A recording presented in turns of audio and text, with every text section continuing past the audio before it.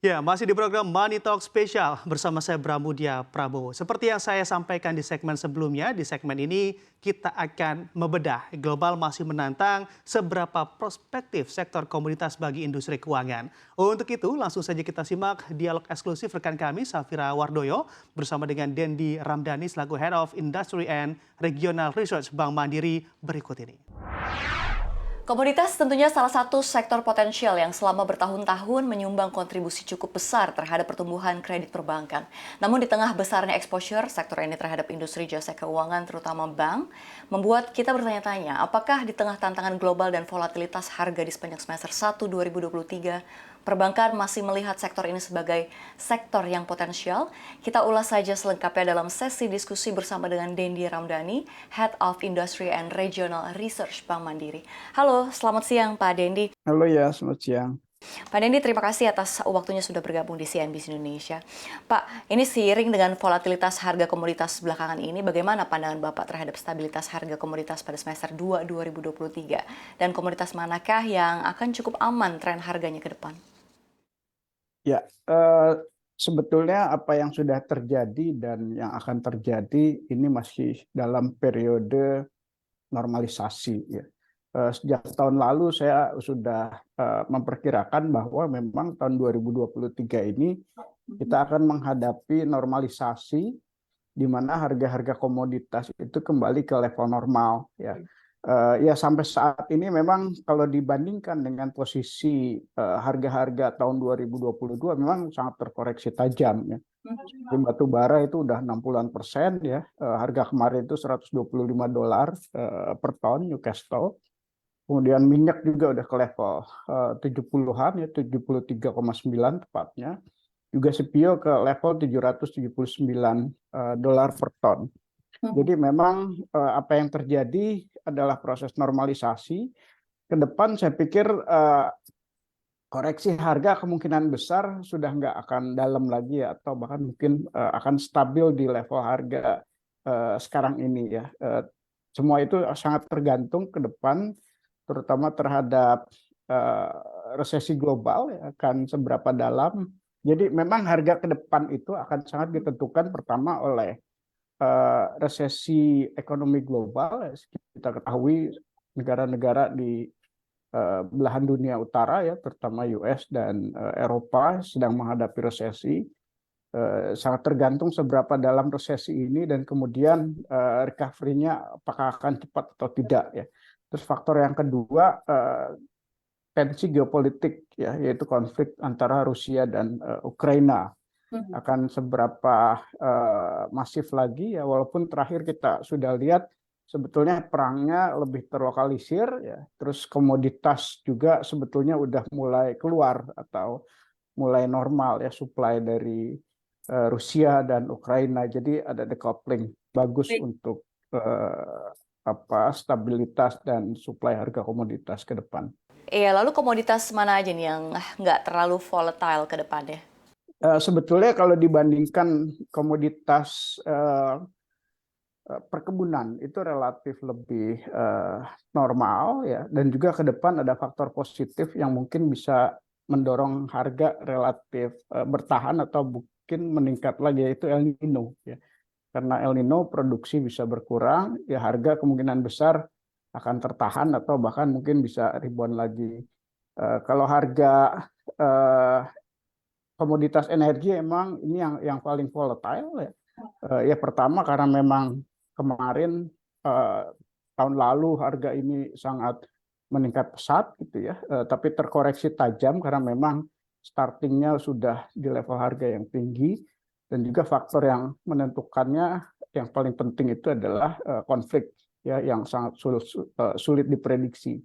Nah, sementara kalau komoditas pertambangan memang agak volatile tapi agak kurang dibandingkan komoditas energi karena memang dari sisi demand-nya pun relatif stabil ya, dan kita juga tahu processing industry untuk logam-logaman ini relatif berjalan baik ya untuk supply ke manufacturing industry. Misalkan kalau nikel ya ke otomotif gitu ya, dan seterusnya.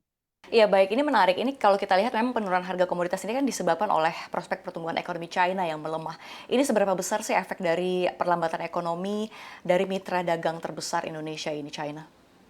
Ya, penurunan kinerja ekspor memang tidak bisa dihindari ya, karena memang dari sisi harganya terkoreksi relatif dalam. Namun dari sisi kuantitas atau dari sisi jumlah yang diekspor, sebetulnya ada perbaikan ya, untuk batu bara misalkan secara volume itu meningkat. CPO juga sebetulnya meningkat ya, karena kan tahun lalu ada pelarangan ekspor. Untuk produk olahan tambang juga sebetulnya meningkat. Jadi memang kita tertekan karena faktor harga, tapi dari sisi kuantitas meningkat. Nah, ke depan yang harus diantisipasi tentunya adalah ya kita harus pandai-pandai mencari peluang pasar baru gitu ya. Kalau ke negara maju kan memang pressure-nya tinggi ya. Juga kemungkinan ada pressure ya sebagai akibat dampak pelemahan ekonomi global. Tapi ya kita masih bisa eksplor ya, karena untuk beberapa ekspor dari Australia kan masih terhambat. India mungkin masih prospek ya. Terus jangan dilupakan juga negara-negara di sekitaran ASEAN ini, Malaysia, Vietnam, ya, Thailand ya untuk komoditas ekspor komoditas batu bara gitu. Jadi memang peluang itu ada, tapi sebetulnya ke depan lebih banyak kemungkinan bertambahnya dari emerging market. Baik, di tengah dinamika di global gitu yang terjadi, apakah kita perlu mengantisipasi bahwa kontribusi komoditas ekspor ke neraca perdagangan kita juga akan menurun dan tentunya hal ini juga memicu tren surplus neraca perdagangan kita kembali susut lagi begitu dari posisi Mei 2023 yang sebesar 440 juta US dollar. Ya, kemungkinan memang surplus kita udah turun ya, dan ya masih akan turun ya, ya karena memang harganya turun. Nah, oleh karena itu antisipasinya tentu kita harus bisa meningkatkan kinerja dari sisi kuantitas ya. Memang agak sulit kalau dibandingkan posisi tahun lalu kan, karena harga tahun lalu itu abnormal. Namun dari sisi besaran tentu akan mengalami penurunan ya. Cuma perlu diingat juga sebetulnya kalau dari sisi bisnis, level harga yang sudah terkoreksi ini sebetulnya masih sangat menguntungkan gitu ya. Karena kan kalau yang fair itu bandingannya sebetulnya posisi sebelum COVID ya. Harga-harga seperti CPO di level 800-an atau minyak di atas 70, 80, terus batu bara di atas $100 per ton. Saya pikir itu masih sangat menarik ya untuk bisnis. Memang ada besaran di pendapatan ekspor yang menurun, tapi secara bisnis harusnya ini masih sangat promising. Ya, jadi ini kalau secara tahunan memang baik ekspor maupun impor begitu ya Pak Dendi, ini turun pada Mei karena memang pelemahan harga komoditas dari permintaan global terutama China. Ini apakah kita memang harus sudah mencari pangsa pasar baru begitu ya atau melirik-melirik negara-negara lain agar tidak terlalu berpatokan terhadap China yang memang sangat berpengaruh terhadap ekonomi Indonesia? Ya, betul. Itu memang adalah salah satu strategi yang harus diupayakan ya, sehingga kita tidak mengandalkan satu negara, dan ya kita tahu Cina memang sangat besar ya proporsi ekspor kita ke sana. Oleh karena itu penting untuk mencari pasar-pasar baru ya. Ya seperti ya di negara-negara ASEAN, India, Asia Selatan, karena kebetulan negara ini juga pertumbuhannya masih relatif bagus karena di-drive oleh domestik ekonominya. Baik, Bank Indonesia ini menyatakan pertambangan termasuk menjadi salah satu sektor yang berkontribusi cukup besar untuk mendorong reboundnya pertumbuhan kredit pada Mei 2023. Kalau kita lihat dari pertumbuhan outstanding kredit sebesar 8,08% ini menjadi 9,39% year on year. Namun apakah hal ini masih bisa berlanjut dengan adanya ekspektasi mengenai tren harga komoditas ke depan? Ya, kemungkinan besar memang akan ada tekanan ya di pertumbuhan kredit. Artinya kita nggak bisa berharap ada peningkatan yang lebih signifikan lagi di pertumbuhan kredit sektor pertambangan ya. Namun demikian sebetulnya masih ada beberapa segmen atau apa area di mana masih bisa tumbuh ya. Ya pertama itu ya di pertambangan yang terkait dengan processing ya, atau hilirisasi ya. Nah itu sebetulnya yang sekarang masih booming ya. Saya pikir itu akan menjadi lahan ya, di mana menjadi apa sumber pertumbuhan kredit ya. Yang kedua juga ya terkait dengan green energy ya. Nah itu juga saya pikir bisa jadi peluang ke depan ya, karena fossil fuel mengalami tekanan baik dari sisi harga dan juga ya terkait prospek ke depan. Tapi green energy ini sebetulnya masih atau akan sangat menjanjikan ke depan. Baik, tapi masih bisa tumbuh positif atau lebih kepada sulit naik 2 digit nih, Pak Dendi? Ya, saya pikir agak susah ya kalau ke 2 digit ya. Bahkan kemungkinannya relatif agak terkoreksi. Karena sebetulnya juga investasi di sektor pertambangan itu udah relatif besar dilakukan di tahun lalu gitu. Sehingga kapasitasnya saya pikir udah relatif cukup. Jadi maintaining kapasitas yang ada paling juga untuk kebutuhan modal kerja saja. Ya ini menarik kalau berbicara soal ekonomi keuangan hijau begitu ya Pak Dendi. Ini kalau kita lihat memang beberapa isu tentang alam di beberapa tahun ini telah menjadi head news serta terus-menerus menjadi perhatian di halayak ramai. Dimulai dari isu global warming, kemudian menghasilkan satu jargon go green begitu ya, sehingga sedikit banyak isu tersebut memfokuskan beberapa sektor untuk berkomitmen membangun satu konsep di masa depan yang berkaitan dengan ramah lingkungan.